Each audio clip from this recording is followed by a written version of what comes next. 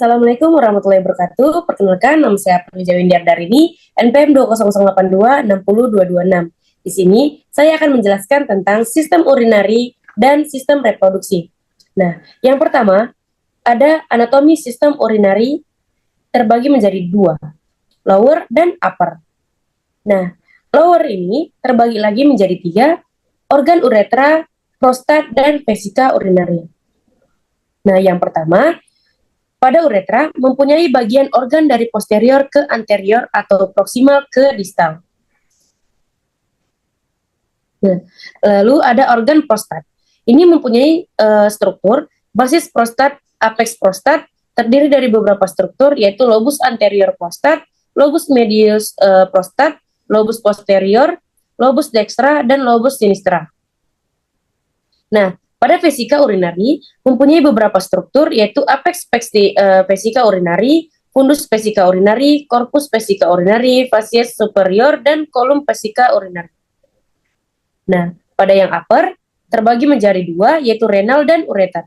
Renal mempunyai sepasang bagian organ yaitu dextra dan sinistra. Terdapat beberapa struktur yaitu cortex renalis, medulla renalis, dan sinus renalis.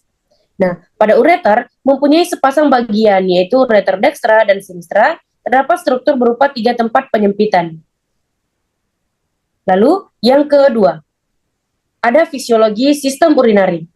Nah, fisiologi sistem urinari ini, yaitu sekresi tubulus, adalah reabsorpsi balik yang penting. Nah, filtrasi glomerulus adalah sebuah proses pasif yaitu tekanan hidrostatis mendorong cairan dan zat terlalu melewati sumber membran. Reabsorpsi tubulus adalah proses yang dimulai saat filtrasi memasuki tubulus proksimal. Yang ketiga, ada yang namanya proses pembentukan urin.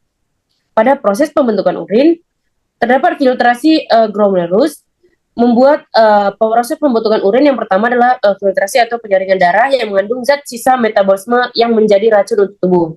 Selanjutnya, proses reabsorpsi yaitu penyerapan kembali zat yang diperlukan oleh tubuh, dan yang terakhir adalah proses sekresi atau augmentasi.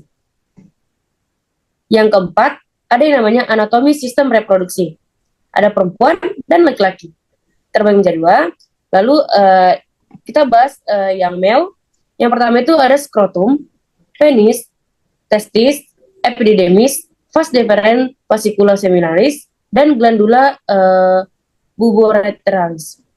Pada yang female, ada yang eksterna, mon pubis, labium majus, labium minus, vestibulum vaginae, klitoris, vulva, dan ada juga interna. Yang internanya ada vagina, uterus, tuba fallopi, dan ovarium. Yang kelima, ada fisiologi sistem reproduksi. Fisiologi sistem reproduksi pada pria, pada manusia, testis berkembang dari gonadal range pada akhir kehidupan janin. Testis mulai turun secara perlahan, keluar ke abdomen melalui kanalis ingualis ke dalam skrotum. Satu jenis jatuh ke masing-masing kantung skrotum. Pada fisiologi sistem reproduksi wanita, ovum dilepaskan secara intermiten dan sekresi hormon seks wanita menunjukkan berbagai irama siklus. Yang keenam, ada yang namanya proses siklus menstruasi.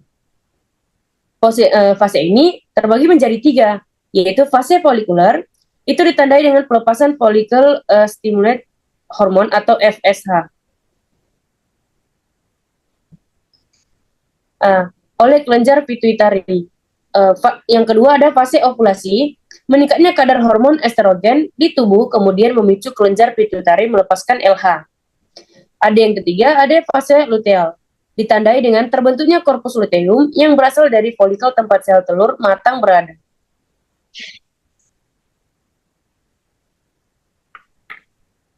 Lanjut, yang ketujuh, ada yang namanya fase menopause. Ini adalah fase terakhir, yaitu fase pramenopause.